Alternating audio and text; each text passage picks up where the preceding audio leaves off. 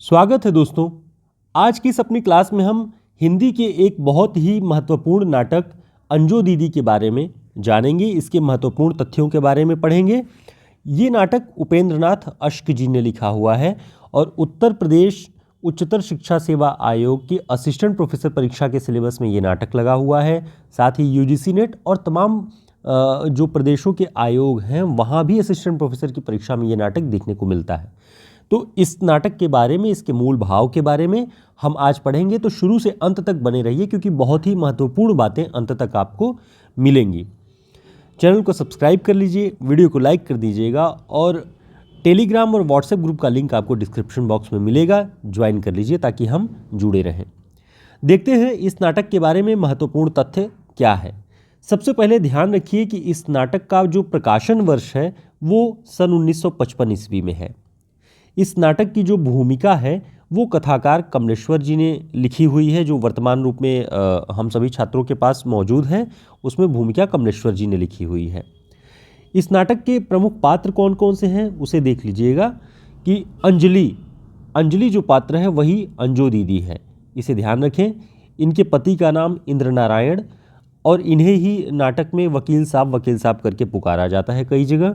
तो इंद्र नारायण अंजू दीदी के पति हैं और जो श्रीपत है वो अंजू दीदी का भाई है। ठीक, तो अंजलि, इंद्र नारायण, श्रीपत। इसके अलावा अन्य पात्र कौन हैं वो आप ध्यान से देखिएगा क्योंकि पात्रों को समझ लेना बहुत ज़रूरी होता है। जैसे नीरज और ओमी ये पति पत्नी हैं और अंजलि और इंद्र नारायण के बहू बेटे हैं ये। ठीक है, ये अंजलि और इंद्र नारायण का बेटा नीरज है और उसकी पत्नी ओमी है। नीलम नाम का एक 11 वर्ष का बच्चा है जो नीरज और ओमी का बेटा है। ठीक, इसे ध्यान रखिएगा। नज़ीर एक पात्र है इसमें जो कि नीरज का यानी अंजू दीदी के जो बेटा है उसका दोस्त है और अनिमा जो है वो अंजू दीदी की बहुत खास सहेली दोस्त होती है। साथ ही नौकर जो हैं वो राधु और मुन्नी नाम से हैं। तो इसे ध्यान रखिए, इतने पात्र इस नाटक में हैं जो कि बहुत महत्वपूर्ण हैं। ठीक, अब इस नाटक के बारे में देखिए कि इस नाटक में कुल कितने अंक हैं। तो ये ध्यान रखेंगे आप कि इस नाटक में कुल 2 अंक हैं। अंजू दीदी नाटक में कुल 2 अंक हैं और प्रत्येक अंक में 3-3 दृश्य दिखाई पड़ते हैं 1, 2, 3 नाम से। पहले अंक में गर्मियों का दिन है और दूसरे अंक में सर्दियों के दिन में ये पूरी घटनाएं चलती रहती हैं। जो पूरी की पूरी कथा चलती है, नाटक की कथा वस्तु, वो पहले अंक में गर्मियों के दिन, दूसरे में सर्दियों के दिन है।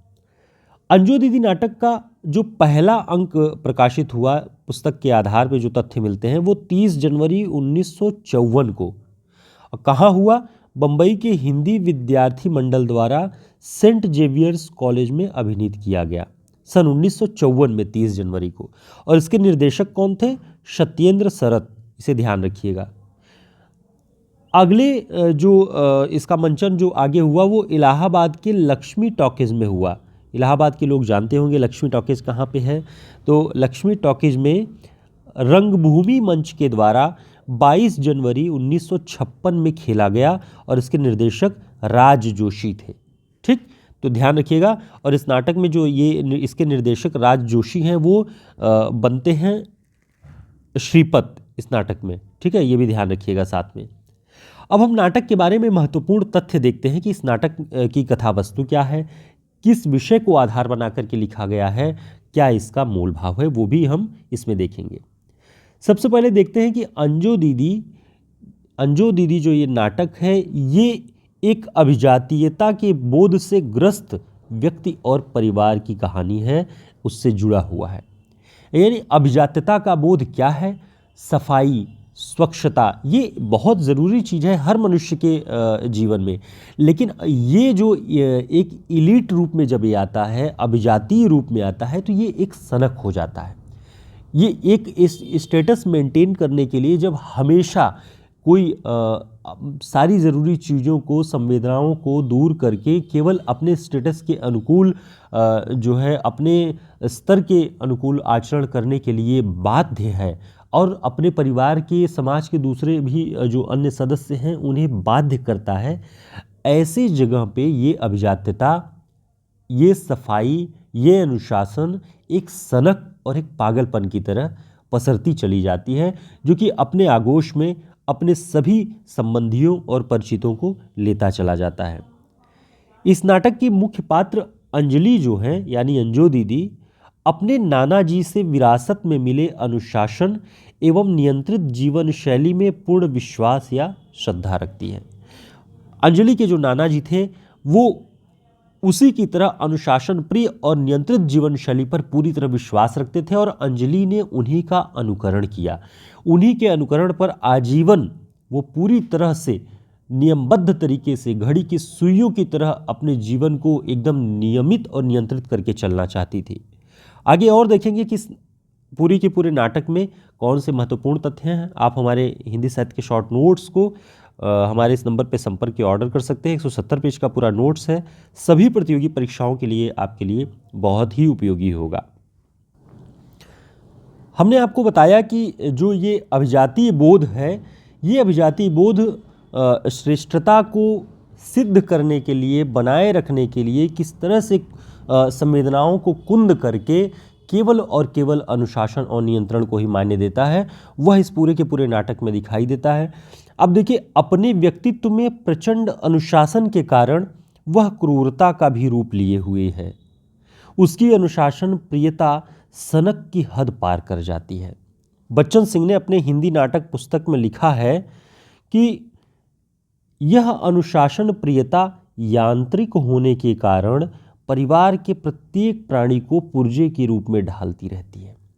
इतनी यांत्रिक है, इतनी मैकेनिकल है कि परिवार का पूरा सदस्य उसके इशारे पर, उसके दिखाए हुए रास्तों पर, उसके द्वारा अनुशासित एक मार्ग पर चलने के लिए बाध्य हो जाता है। सबकी अपनी इच्छाएं, सबकी अपनी मर्जियां, सबके अपने जीवन के तौर तरीके वो अंजू दीदी अपने अनुकूल कर लेना चाहती थी और अपने अनुशासन में रख लेना चाहती थी। ऐसा बच्चन सिंह की पुस्तक हिंदी नाटक में, ध्यान रखिएगा, हिंदी नाटक बच्चन सिंह की पुस्तक है, उसमें ये बात लिखी गई है। आगे देखते हैं,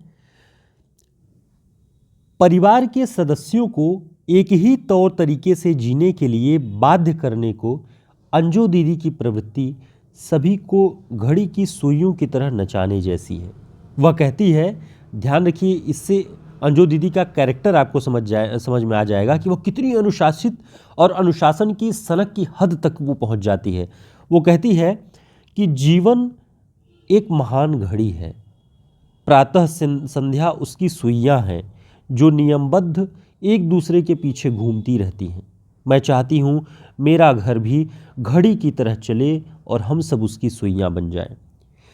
इस तरह के विचार जब वो रखती है और आप पूरा नाटक जब पढ़ जाएंगे तो आपको दिखेगा कि वो इन विचारों को सिद्ध करने के लिए अपने पति के जीवन को किस तरह से एकदम पूरी निष्ठुरता के साथ कुचल देती है। वो अपनी मनमर्जी के मुताबिक हंस नहीं सकते, बोल नहीं सकते, कहीं बैठ नहीं सकते, कपड़े गंदे न हो, बिस्तर गंदे न हो, घर में जो है चप्पल के निशान न पड़े। इस तरह की बहुत सारी चीज़ें जो उसके दिनचर्या में थी वो सब के साथ वो फॉलो करना चाहती थी। तो ये बात पूरे के पूरे आपको इस नाटक में दिखाई पड़ेगा। अपनी बात मनवाने की जिद सनक की हद तक पहुंच जाती है और उसकी आत्महत्या का कारण बनती है। नाटक में आप देखेंगे तो ये पता चलेगा कि अंजू दीदी ने आत्महत्या कर ली और वो आत्महत्या इसलिए कर ली कि उसकी सनक का पालन कोई नहीं कर रहा था उसके परिवार में। अंजू का बेटा नीरज क्रिकेट का कप्तान बनना चाहता था, किंतु अंजू के जुल्म की उग्रता यह है कि वह अपनी इच्छा के विरुद्ध, उसकी इच्छा के विरुद्ध उसे प्रशासनिक अधिकारी बनाना चाहती है। वह चाहती है कि वह जज बने, एक प्रशासनिक अधिकारी के तौर पे वो बने, लेकिन नीरज क्रिकेट का कप्तान बनना चाहता था। अंजू दीदी ने नीरज के सपनों को पूरी तरह से, बुरी तरह से कुचला और अपनी इच्छाओं को उस पर थोप दिया कि वो अधिकारी बने, न कि क्रिकेट का कप्तान। सभी पात्र अंजलि यानी अंजू के इशारे पर नाचते हुए नजर आते हैं, किंतु श्रीपत कौन रहता है? ये अंजू का भाई रहता है। इस नाटक में चालक शक्ति की तरह कार्य करता है। उसका प्रवेश नाटक में जब आप नाटक पढ़ेंगे तो देखेंगे कि जब श्रीपत यानी अंजू दीदी का भाई नाटक में प्रवेश करता है तो उसके अंजू के बनाए हुए जो भी स्ट्रक्चर हैं, जो भी नियंत्रण, अनुशासन और उसके जीवन की एक शैली है, उस पूरे परिवेश को श्रीपत पहुंचते ही तोड़ देता है। जिन चीज़ों को वो मना करती है श्रीपत वही करता है। वह उसके टेबल पर जूते सहित पैर रख देता है, टेबल गंदी हो जाती है। सिगरेट पी करके वही ज़मीन पे झाड़ देता है जिससे ज़मीन गंदी होती है। शराब पीता है। बहुत सारी बातें श्रीपत के प्रवेश से अंजू दीदी के उस सनक को चोट पहुंचती है, वो धक्का पहुंचता है। तो ये जो है चालक शक्ति के रूप में वो कार्य करता है।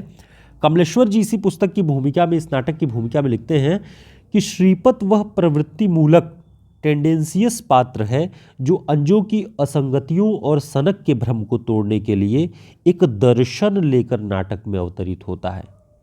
यानी आप जब नाटक पढ़ेंगे तो आपको दिखेगा कि अंजू दीदी के जीवन का दर्शन अलग और श्रीपत के जीवन का दर्शन अलग।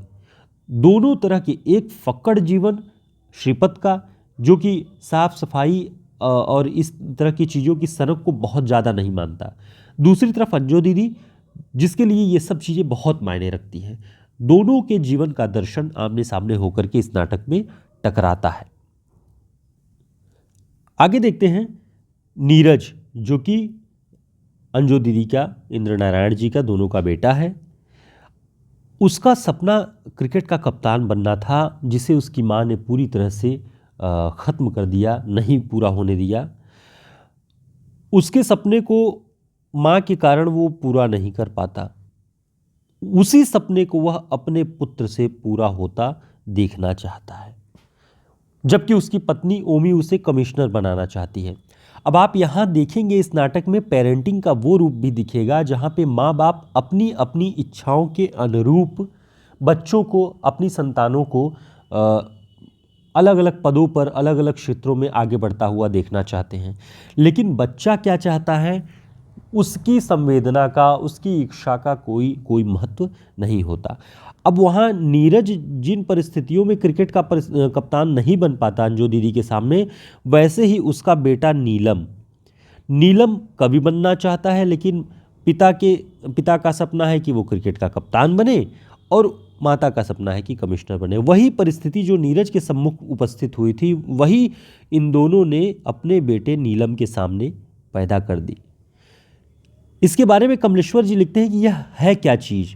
वो लिखते हैं कि यह वह अतृप्त सपना है जो जिसके जीवन में फलीभूत नहीं हो जाता, वही उसे सत्य बनते देखना चाहता है, या जीवन के किसी गहरे असंतोष को अपनी संतति के माध्यम से तृप्त कर लेना चाहता है।